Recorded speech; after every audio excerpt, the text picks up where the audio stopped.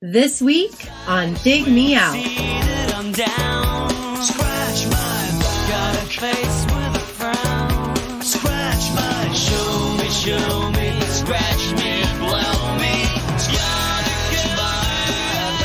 With your hosts, Jason Ziak and Tim Minichi. Jay, we're back again with another episode thanks to our Dig Me Out Union on Patreon.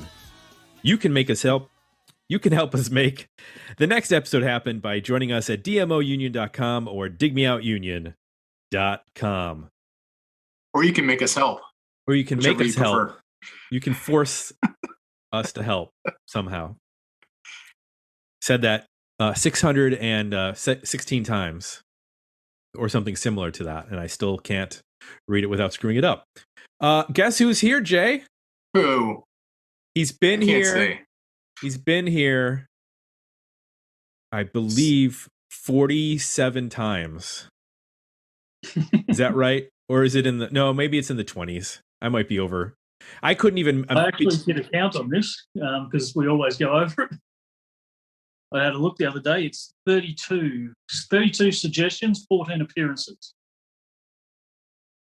Only 14 appearances. It feels like It feels like a lot more. I don't know what that means. I don't think that's I think it's a good thing because we're just we're so weirdly having, even though you're literally on the other side of the planet, we have probably talked to you more than we have talked to some relatives over the last 10 years. This is true. So you're like our brother from another kangaroo. Cool. So, what album did you bring to us for this episode? Okay, so in the interest of switching things up a little bit, everything's been a bit power pop and a bit metal-y.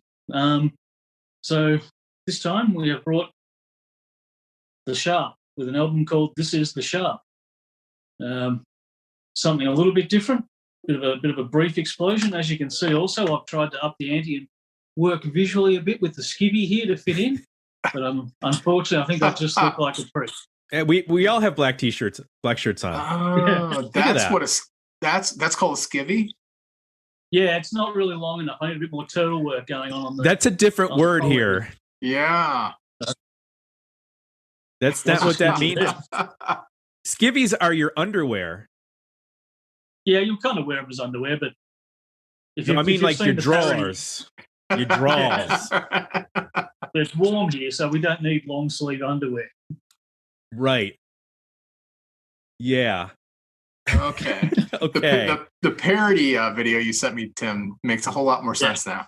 Yes. Yeah. I watched it and I sent it to Jay because did they have some level of fame briefly in the UK or not UK in Australia, because I saw them, playing or being parodied on a late night show, which that would be a big deal for a band to be parodied by another band on Jimmy Fallon. That was the Late Show is on the ABC, which is our equivalent of the BBC. So it's not like the biggest network going, but that was a really popular show, and they did a musical parody with each episode. I think The Sharp sort of went pretty big, and then disappeared really quickly. But I think the distinctiveness of that song, it's a very easy song to get on board with. You hear it once, you either like it or you don't like it. And I think the whole skivvy aspect, their aesthetic, gave them something to work with. There are a few others in that series. Most notably, they did a parody of Ween's Push the Little Daisies, and it was called Sing Like a Dickhead and Dance Like a Duck. Wow. So aggressive. That's a couple notches up from Saturday Night Live. Yeah, geez. Harshness. I guess we figured they weren't watching. Well, I'm glad I know what skivvies are now, because I was watching that video trying to figure out what this had to do with my underwear. Yeah, me too. I was totally confused watching that video. They're just turtlenecks, I guess, for you guys. Gotcha. Right. Yes, now that... Yeah, that makes sense. So you mentioned they were only around for a short period of time. They formed in 91 and then they were done by 95. They released two records. This one was in '93, and then they released another one in '94. There's also an EP that came out in '92, and it was 3 members or 4 members. 3 members. Okay, so it was Alan Catlin on double bass and lead vocals, Piet Collins on drums, and Charlie Rook on guitar and lead vocals. The guitar player looks like Alexander Skarsgård from True Blood. Like the dead ringer. Yeah. That's funny. He's really tall, I was like, too. Is this that guy's band who was on True Blood? Like when he was... I didn't know he was a musician before he was an actor. Actually, I learned today he's Stellan Skarsgård's son. Yeah. I didn't realize all the Skarsgårds were related. I just figured that was like Smith in Iceland or wherever they're from, Swedenland. He looks like the guy in any romantic comedy movie who is the boyfriend of the girl that the lead is trying to date. So we hate him. He's either a successful banker or some sort of athlete. Yeah, and he's up to no good. Yes, definitely. Sure. So they released both albums I mentioned on East West Records. As far as charting, they both albums went to number 13. And as far as singles go, off of this record, Train of Thought made it to number 32, Scratch My Back made it to number 40, and Yeah, I Want You made it to number 44. And then on the next record, Sonic Tripod, they had a top 20 hit with Alone Like Me. But so do you know anything about their breakup or what happened with them? Not much about the breakup. They just got. I feel like at the time there was a little bit of readiness for this sound, but that readiness didn't last very long. A little bit like sort of the rockabilly or swing movements, and we'll probably get to both of those of the time. Like people go like, yeah, and then they're like, okay, I've heard that now. I think most of them moved on in the music industry. There's a couple of bands that they've gone on to do, but they're more in the soundtrack sort of zone and a little bit of electronic stuff, I think. Yeah, it looks like one of them went on to go into journalism. One went into working with TV, like writing ads or ad music. And then one of the guys became a session guitarist for I don't know this person. For a Polish-born Australian film and television composer who's worked on a number of albums. I cannot say his name. There's so many Z's and W's in that name. Any attempt would be an absolute debacle. So I'll just say the director fella. So yeah, 2 of the 3 of them went on to like industry jobs making music. Prior to that, also one of them was a writer for Neighbours, which is like a Bold and the Beautiful light sort of show as well. He was writing episodes of that. So I feel like they've been in and around the music and TV industry the whole time. Let's go to our Patreon patrons, and we'll share the results of the poll when we give our ratings at the end. But some of our commenters or some of our patrons had some comments. Jeremy Amen said, giving this a better EP for now, but it might grow on me a little. The singer sounds a bit like Danny Elfman of Oingo Boingo, in case anybody's not familiar. Album really starts off with an early Beatles feel, and then some Dada-ish stuff starts to sneak in. A few cringy lyrical moments. My mother would not be happy knowing I am listening to this. Darren Leach said, Gavin, this album doesn't need to be resurrected. Scott said, like a BR549 thing based on the cover? Question mark. No. Or what is BR5-49? Is that like? I have no idea. I'm thinking of Asteroid B5210 or that, B612. There we go. B612. That album we did in the first season, I think. Yeah. Ian McIver said, "What did I just listen to? Do I need Vegemite or a can of Foster's to get myself in the right headspace?" I think he's. Just to be clear to Americans, we do eat Vegemite. We do not drink Foster's. What's the beer of choice down there? I drink Stone and Wood. But I think in Queensland it's 4X, in Melbourne it's VB. But everything's kind of changing. But no one's ever drank Foster's in Australia. That's just something we made up. They lied to us? Yeah. In advertising? No. What about the fine Corinthian leather I have in my car? But you all eat at Outback Steakhouses, right? Yeah. That's okay. Yeah. Okay. You have a bloomin' onion every day. Yeah. Of course we do. Okay. Thank you for setting that straight. Yeah. Thank you. You were crushing my whole world. We don't need to be disillusioned any further. No. I don't like hearing things I don't believe are true. So yes. Thank you. La la la la la. Nate Smith said, "Better EP. I can handle around 20 minutes before it gets sort of bland. Yeah, I Want You sounds like your boy from Eve 6. Even though this predates that band, I had to check because it's so spot on." Steve Muziski said, "What a fantastic first listen for me. Worthy album all the way.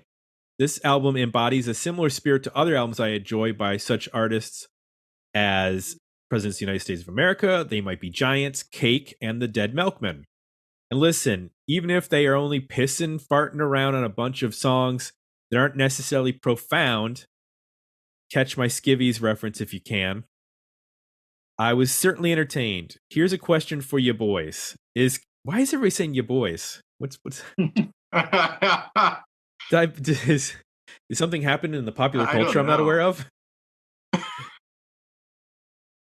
Is Kiss Me Again perhaps the unsexiest song about sex of all time? Could very well be. Great pick, Gavin. Definitely a fun change of pace. And I'm with you. This thing definitely had me smiling too. Hal Bittner said, "Interesting album and a departure from some of the stuff reviewed. I like what I heard and would give it a worthy album, but not one that I would revisit on a regular basis." That's an interesting conceit because there are definitely records where I'm like, this is a worthy record, and then I've never listened to it again. Partly because we have to listen to a new record every week for 12 years. But also because, I just didn't find myself in the mood for it again. Does that happen to you often, Jay? Is there just stuff that you're like, this is a good record, and then boom, it's gone? Yeah, sure. There's just the volume of music is hard to keep up with. I tend to go back to favorites when I have to make a choice. I do try to add things to my library, and then they'll come up in my radio station or whatever algorithm source you use. And that seems to be a good proving ground for me. Like when they come back again, like randomly, like, oh yeah, I remember this band. Okay. And then I'll go listen to them. Scarce is a good example. It came up recently. I was like, oh yeah, I love this record when we reviewed it. And then I went back and revisited the whole record. So I definitely need a prompt sometimes to remember. Yep. Well, let's get into this record. This is The Sharp, by The Sharp, released in 1993. Jay, tell me one thing you liked about this album. Well, the band and the album title don't lie. This is Sharp. The band just sounds the way they look. It's an interesting, especially for the 90s, visual and sound. I don't know that, at least in the US, that we had really anything else like this. It's not heavily distorted or fuzzy. It's not angsty. It's not really anything you would associate with the 90s, which is kind of refreshing. I think it also, it's unapologetic in terms of how poppy it is too. I think what I love is that it's poppy, hooky, it's danceable, but it's not electronic. It's not programmed. It's not drum machines. It's performance. we don't get a chance to review a whole lot of records that are danceable, hooky, poppy, and are all guitar, drums, and bass.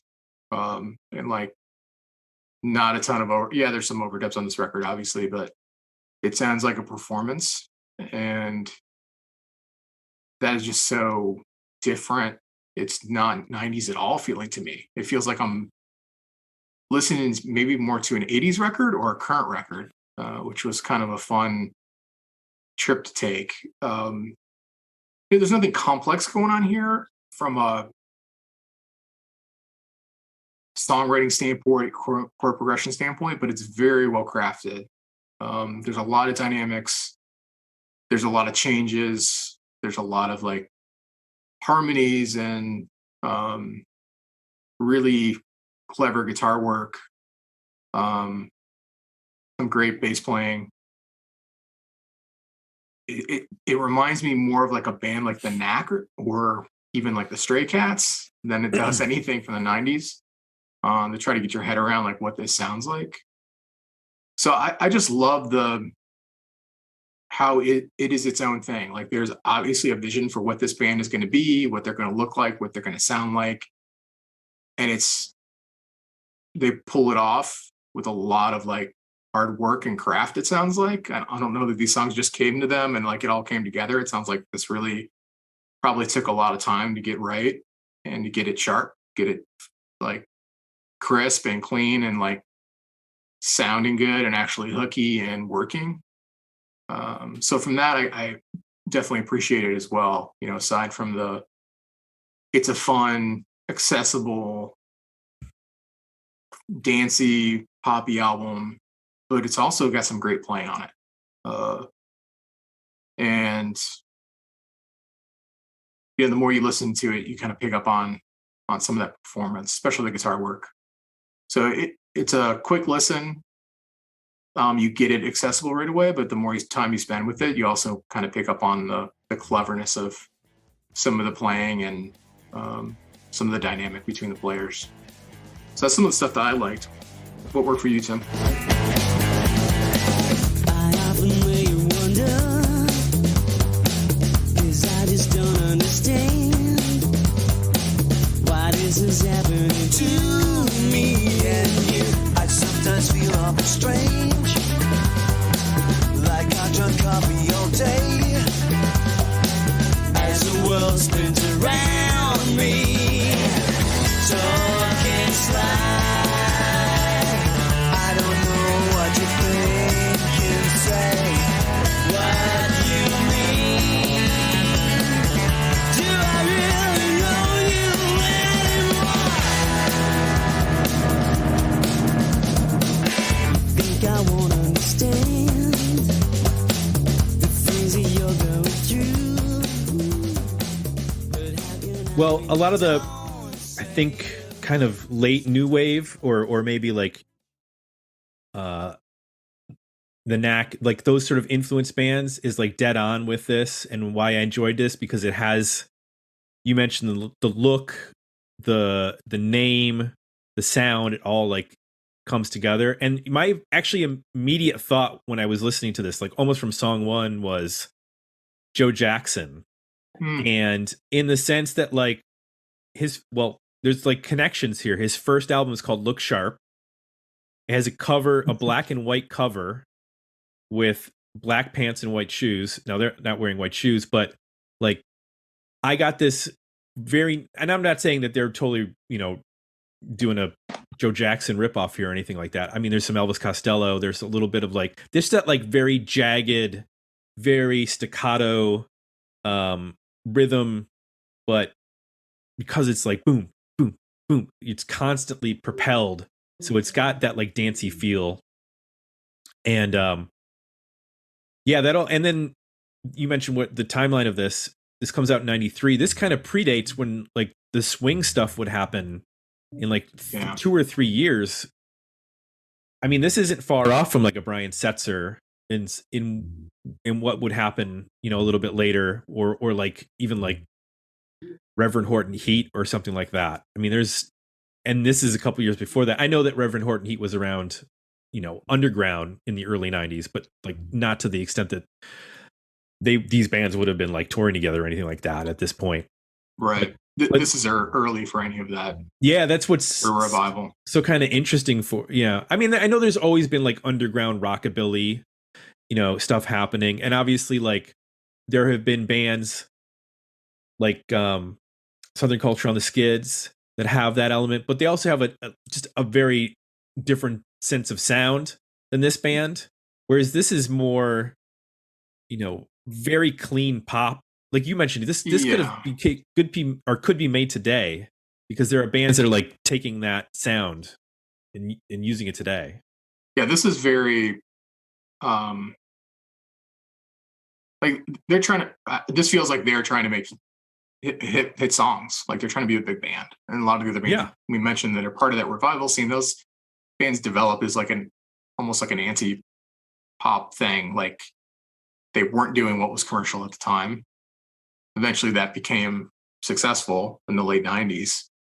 This doesn't feel like, well, that's what this band is doing. This feels like this is our concept. We're going to be huge. Like this is, we're going to put all of our time into like getting this right and crafting it. Yeah, absolutely. So Gavin, this was your pick. Obviously there's some stuff that works on here for you or works on the record for you. Is this one where this is a favorite of yours that you picked, or was this more like, I'm curious what you guys think, I'm still deciding when you were making this pick? Bit of column A, bit of column B, probably more B at this point. So I remember listening to it a fair bit at the time. But again, as we all know, back in 93, if you bought a CD, you willed it to be good because it was a couple of weeks before you could buy another one. So that's what's in your car now. Yeah. Yeah, I really enjoyed the singles. I was actually on board with these guys before the album. So while there's only one EP listed, there's a couple of singles and things that predate that. And I'd seen them as their cover band that comes before this, which was 59 Sharp, which probably brings and it was a more rockabilly aesthetic going on there, which I think to a degree that from the aspect of trying to actually sell records, they toned that down. So it's in the initial ones because it's a little bit immediate. So the first, particularly, what are we looking at? Scratch My Back and Talking Sly have that. It's fairly clear, like the opening of Talking Sly, and you've got that rockabilly guitar riff as you come in.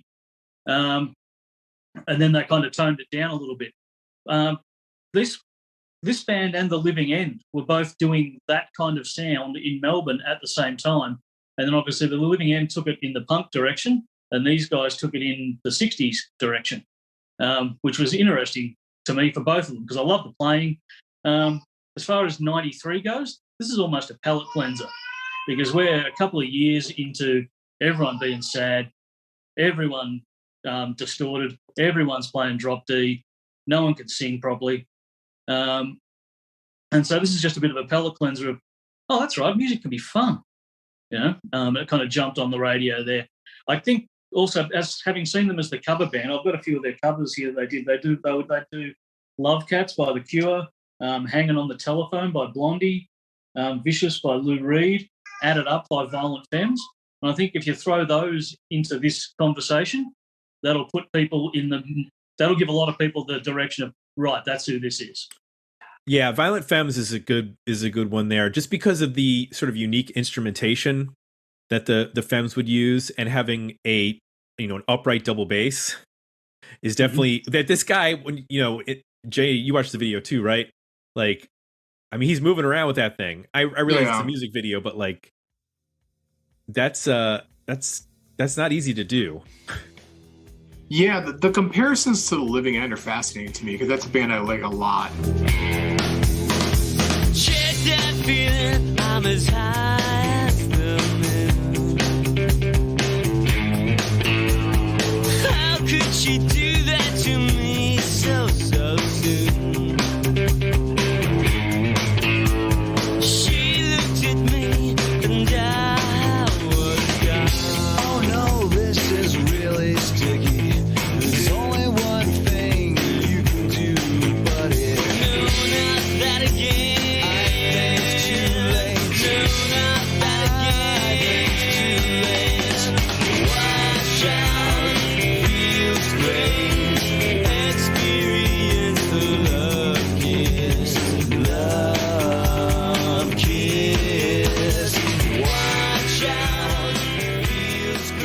when I put this record on, that was one band that came to mind quickly, and to the point where like, did they have something to do with that band? Like, are these former members? Like, they're a song like Love Kiss, for example, the chorus of that to me sounds very similar to Living End. Can I Love as well has some moments that sound a lot like the Living End. The fact that they both had the same format is interesting. Were the Stray Cats or something bigger in Australia for a while, or what? Like, where did that? Stray Cats were fairly popular here. Yeah, I wouldn't say they were huge, but most people, if you're into music, know who they are. Yeah. Just seems so. Like you said, they're both from the same town. They're both from Melbourne, right? Yeah, same town, same time, same pub. So. That's super interesting. And obviously, the Living End, yes, they went more punk, and then I think as they kept going, they even went more mainstream, like kind of hard rock, as well. So, but yeah, I mean, same kind of format. The stand-up bass, 3-piece, very similar idea. So, the sound, is there like a scene? I'm not saying I don't expect it to be like Seattle or anything like that, but was there like a rockabilly scene in Melbourne in the 90s or in the country? I would have thought that, this is my experience, but I would have thought that everywhere kind of has a rockabilly scene at most times. Like, there's always been some kind of hot rod show, docs. Okay. That guitar playing's always been around. To me, it sounds quite intricate, but maybe it's easy to do. I don't know. The double bass is a sort of a prop that they all kind of use. So it was around. It's around here at the moment. We had a thing the other week down at the showgrounds down the road here called Grease Fest, which is all this kind of music. So, but to me, I think if it's something that you had ventured out and found, you would find that it's always been there. Yeah, I don't feel like rockabilly outside of like early rock and roll has ever had, other than maybe like George Michael's Faith. I don't know that it's ever had a mainstream. No, not mainstream. But I think to Gavin's point, like, at least in the US, like in the late 90s, there was like an underground scene of that kind of going on. I feel like I'm too disconnected now. It doesn't feel as strong as it used to be, but it's more subculture. Yeah, I think you hit the reference points. The Southern Culture on the Skids, Reverend Horton Heat. I was listening to those at this time as well. So okay. Even early Super Suckers. Oh yeah, I guess I hadn't thought about that. I think because this band doesn't play with, I mean, it's a very clean tone. There's a little bit of dirt on the tone, but it's not like there's nothing crazy on this record. I don't think of them in the same space, I guess. Yeah, well, that's why I'm going back to my point earlier. It's like there's a different level of like musicianship here than maybe the bands we were just talking about. Like, Super Suckers are cool. Like, these guys are at a different level of playing and tightness and songwriting craft. Oh, and the vocals too. I'm not saying the songs are better or worse, but they're just a higher level of craft all around. Vocally too, yeah. I mean, the layering of the harmonies, and then when they're doing counter melodies, and I mean, there is a lot of stuff going on there and it's not just in the, like, they will switch off in verses in really interesting ways within the songs, and then are doing, really interesting things each song, so that it's not just the same sort of harmony structure every time. Yeah. Sometimes it's like a back and forth. It's great. It's like, it's weird. It's just like a song like Scratch My Back. Yeah. I mean, it has a pretty dopey guitar part in it. Like, it starts off and you're like, that's a really, if you just break down like what the main riff is, you're like, wow, that's really basic and annoying. But there's so much on top of it to make it work that you don't even really notice. Like, the two singers and the dynamics and the harmonies and everything else going on, you don't realize that underneath it is like a very basic guitar riff. So I guess the last point I'll make on that is that just to emphasize again, they're doing this without distortion, which if you've ever played guitar or in a band, I love distortion. And then when you're in a band, you can cover up a lot of stuff with distortion. Like, you don't always have to be super tight. Attitude and a lot of distortion can take you a hell of a long way.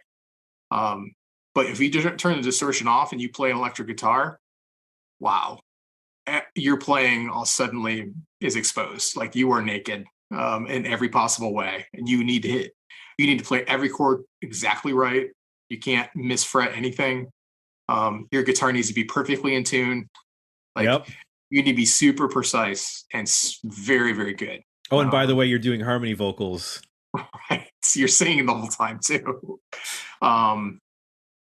It's remarkable to me. Anytime I hear a band that can play this clean and still sound like, they have an edge to them. They're not overly sappy. It's fun music, but it's not like, it has a little dark tinges here and there, and there's some edge to it. The fact that all that's done without any distortion really is pretty remarkable to me. Well, one of the things I like about it, and it's a similar thing to what I like about the Backbeat soundtrack, is that I'm a fan of the music of the 60s and early 70s and that, and for something like the Easy Beats as an Australian band. But when you do listen to a lot of that, even the old Beatles recordings, they're tinny and they're not, the recording techniques have improved. Our ability to capture the sound has improved. So this and Backbeat, in very different ways, capture the songwriting and the feel of that era, which was a little more, a little more honest, a little more fun, but brings the recording techniques, etc., into the now, or into the 90s at least, and fleshes out that sound a lot more.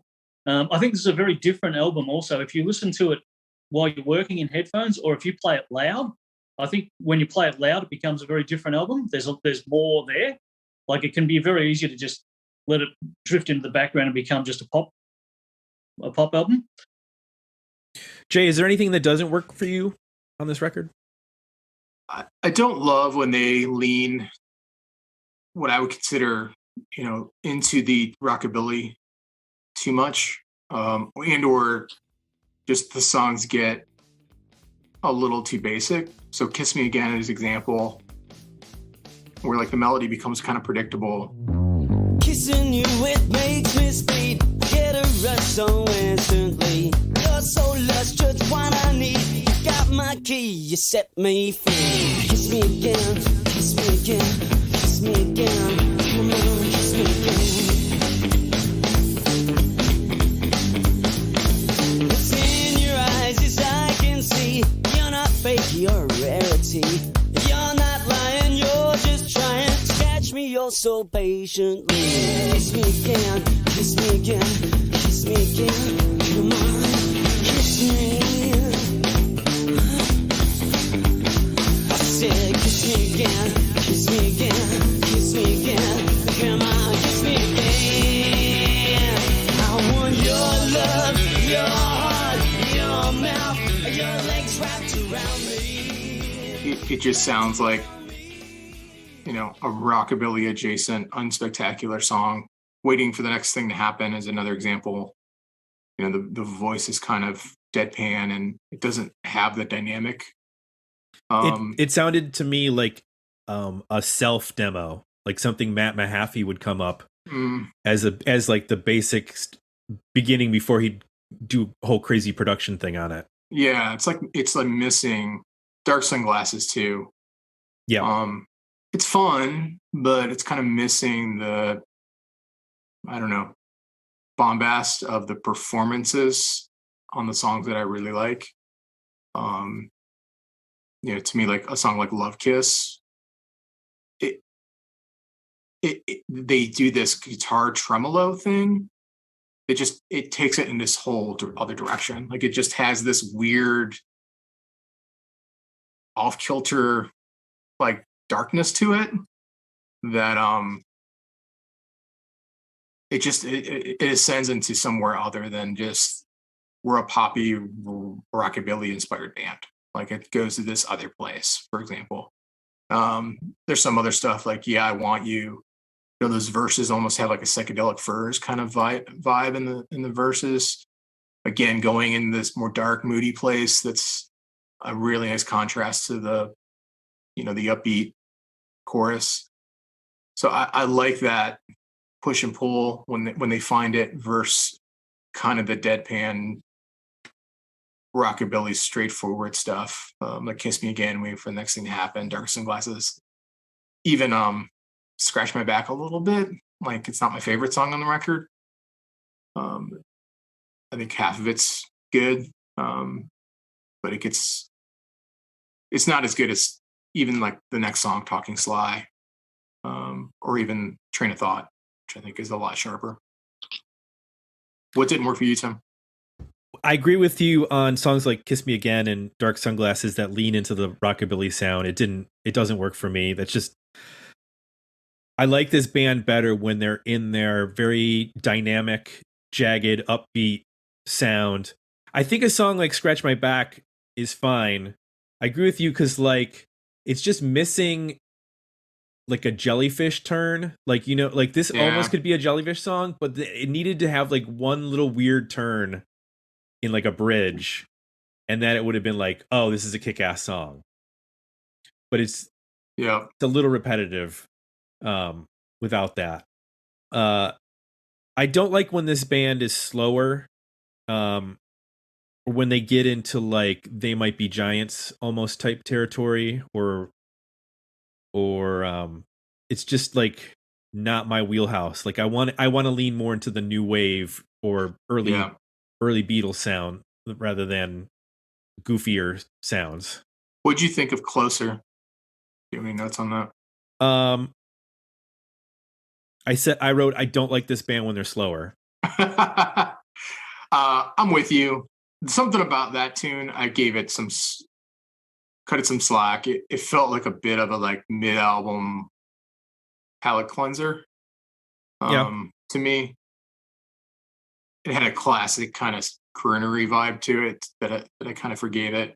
But I'm with you. I think they're at their best when they're a little bit more just slightly ragged, upbeat, high energy, little tinges of edge here and there, and not necessarily trying to write ballads or mid-tempo rockabilly tunes.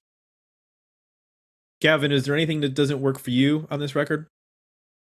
I think the pacing of the album's a little bit off. So the first three songs are far more upbeat and, I don't know, they're just fun tunes. They're more accessible to the instant, the first listen, I reckon. So those three come, they put you in a certain space, and then the album slows down and loses a bit of energy. Now, over time, the more you listen to it, as you've sort of both pointed out, a lot of those songs are actually better once you get on the other side, but they're not as easy to access. So I would imagine for most of our listeners, they probably fell away at that point. You probably need to hear this album 5 to 10 times before those other songs really start to shine for you, whereas the first three probably hit pretty instantly. I think they're pretty easy to get on board with. I did have the "Closer" here in my notes. I've just got too slow. That's not where I want them to be, that particular sound. So I didn't need that one. But I think if they had have mixed up, put those first three songs in different places on the album and maybe thrown in another song. So for all the singles and EPs and that, there's a whole load of other songs, and they're all nearly all like the first three. So to just chuck maybe another one of those on there, and I probably would have gone with track 10, so "Dark Sunglasses." I probably would have finished with that because it's a bit of a throwaway song. So it could have just sat at the end and been a bit of that outro that you could have turned off if you wanted to. Also, there's a little bit of chit-chat in between some of the songs, which just always ages an album, and like that just never do that. It always, in hindsight, sounds stupid. Yeah, and they tack them on to the end of the songs, so you can't skip them. Yeah. It's just not the kind of record you need that. This should just be like boom, boom, boom, boom, boom. Like, hit me with the songs. They're all pretty tight, except for these the little chit chat bits here and there. I mean, to me, this is a perfect band for a 44-minute vinyl, in the sense that like they got like 6 killer 2.5 to 3 minute songs on the first side, and then on the second side, give me a couple more, but maybe do like one weird song. Like this is the band that can get away with just like 9 perfect little pop songs, and then the last one do your little acapella vocal thing, or do a rockabilly thing or whatever. But like that was the only thing I didn't love, was the range. Yeah, I think I wanted more of the upbeat stuff up front, and then use this back half of the record to take more chances. A band that came to mind on your point, Tim, was Mink, which we can go back and listen to our review of that. And that album is so short, but it's a similar kind of concept. Like, right. There's moments where these bands sound similar, but they were doing their own thing. But just in terms of like, had an idea what they wanted the band to be, like super sharp, well-crafted songs, not overly indulgent, and it's barely probably 40 minutes. It's just 9 or 10 songs. I think the album's even called In and Out, or in something like that. And that's exactly what this should be. It should be just a palate cleanser. Yep. I don't think that this got a US release. So I wouldn't be surprised that it was never picked up. It was really hard to Google this band. I believe they toured the US with the Spin Doctors. Oh my! Oh, did they? Oh wow! Yeah. I wonder how that went. I can't get my head around this in 1993. No, this is peak Pearl Jam, Alice in Chains, Nirvana, Soundgarden. I mean, this just like even Spin Doctors was like, I don't know. It had a hippie vibe to it. It was like still kind of. Their image was kind of dirty and grimy. And Blind Melon was in that like hippie-ish space because of No Rain. Right. And this is way too like, I don't know. They're also doing things that you could describe as a little bit silly, a little bit jokey, like the Presidents of the United States and things like that. Yeah. And I agree that they kind of have a similar, like the sounds aren't dissimilar, but these guys aren't making jokes here. Right. Yeah, they're serious musicians. Right. Right. And I think the Presidents get away because they were also a little grungy with that distorted bass sound. Mm-hmm. So to the average listener, they don't probably know the difference that he's playing a 2-string bass and the guitar player is only playing whatever string, 3 strings or whatever. Like that, it's a novelty. Other than the lyrics. Yeah, no, there was put into that 90. Sorry. Well, I was just gonna say there was no space for this band in the U.S. in 1993. No, unfortunately, like we were way too close-minded for something like this. But to put it into 93 speak, so we've heard many times about the Australian Triple J Hottest 100, which is sort of, I guess, your college rock radio best 100 songs of the year. This slipped in at number Train of Thought, I think. Oh no, Talking Sly, I think it was, slipped in at number 62 in that 100. And it was bookended by Easy by Faith No More and Nearly Lost You by Screaming Trees. Wow. That's the space we're in. So, I guess you could almost say the Faith No More version of Easy kind of fits this. They're not a million miles apart. Mm. Yeah, that's true. Well, let's get to our poll results at Patreon. We haven't done our. Oh no, we got to do ours first. I jumped ahead. You did. So it's either worthy album, better EP, or decent single. Jay, where do you land? I'm still at a worthy album. I think even the material I mentioned. That's I don't love as a record. It works well together. It's only 45 minutes. It's a fast listen. The sequencing works pretty well for me. I agree. The second half is really, I think, where if you spend the time, the stronger material is. But it's a fun listen in that the first time you hear it, Like there's things you gravitate to, and you'll know right away, like, is this something I'm going to be into or not? But if you keep listening to it, and like you said, Gavin, listen to it louder through speakers, listen to it through headphones, like you'll get different sort of vibes out of it. And you'll start to, I think, appreciate some of the second half of the record even more. So I'm going to wear the album. How about you, Tim? I'm going to disagree. I'm going with a better EP. You son of a...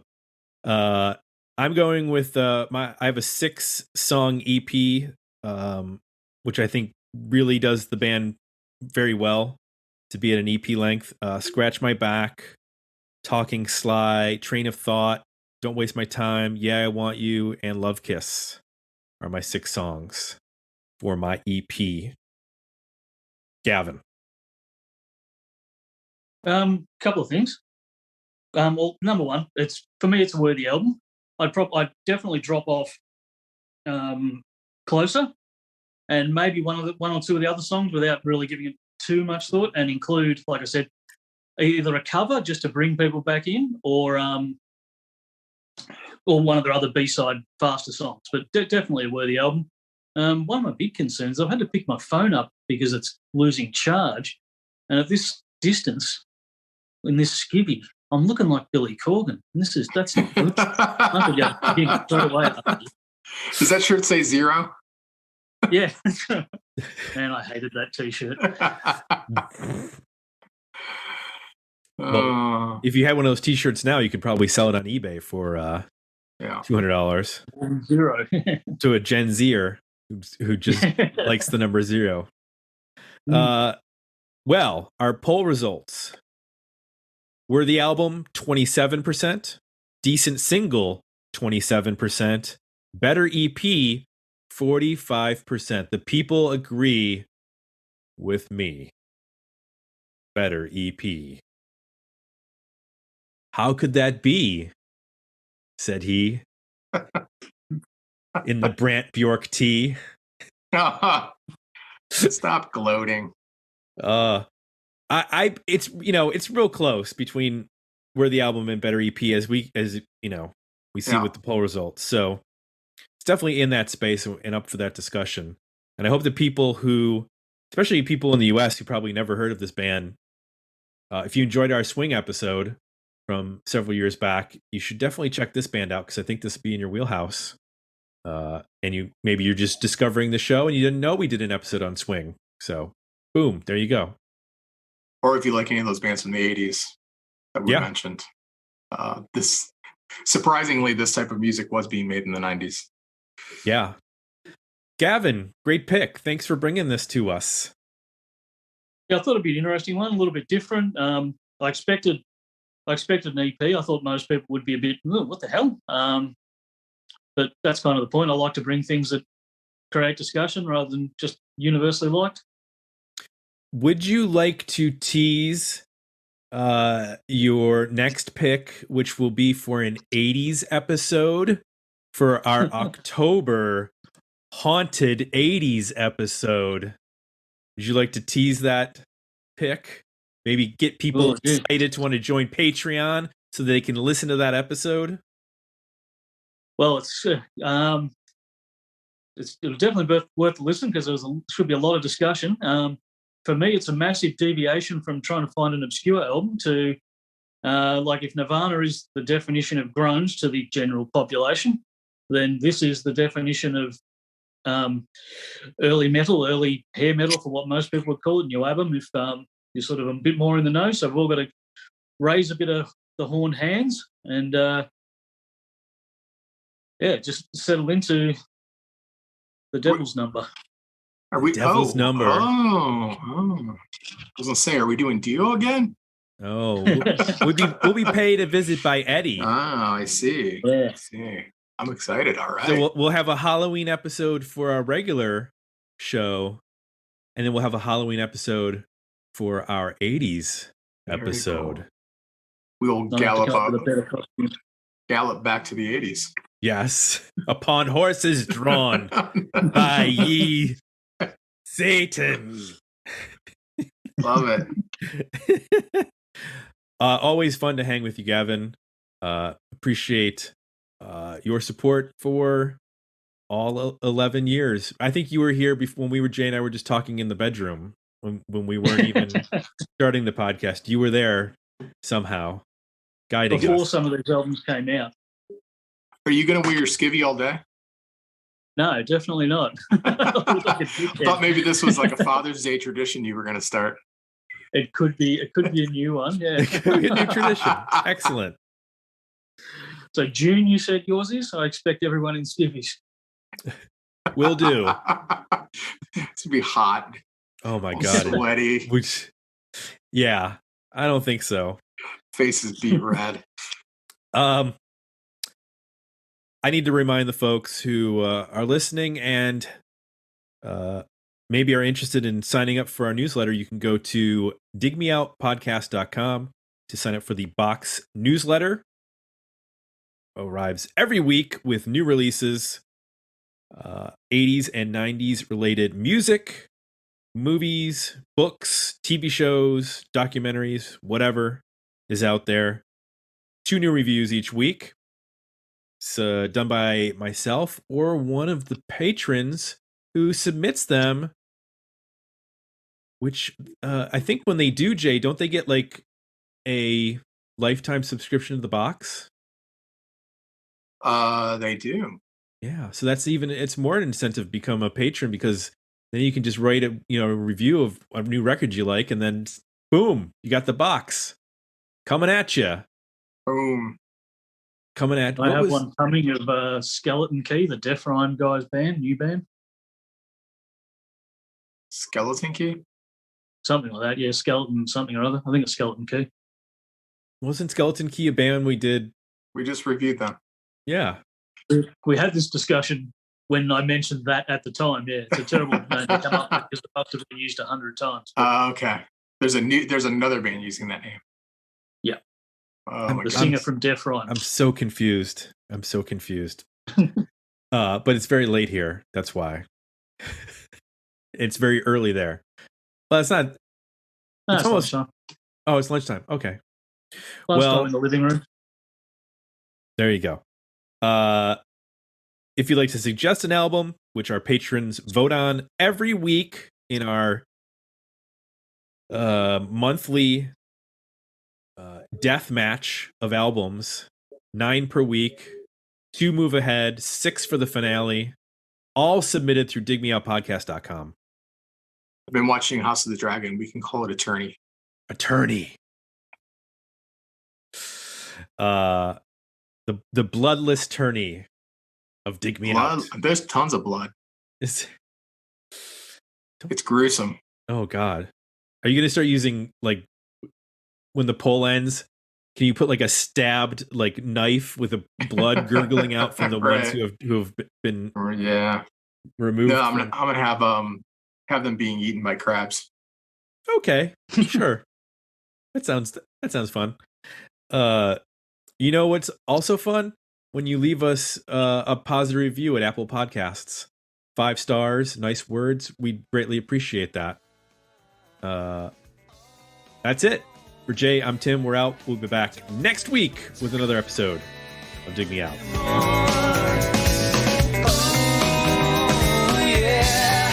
Don't waste my time more.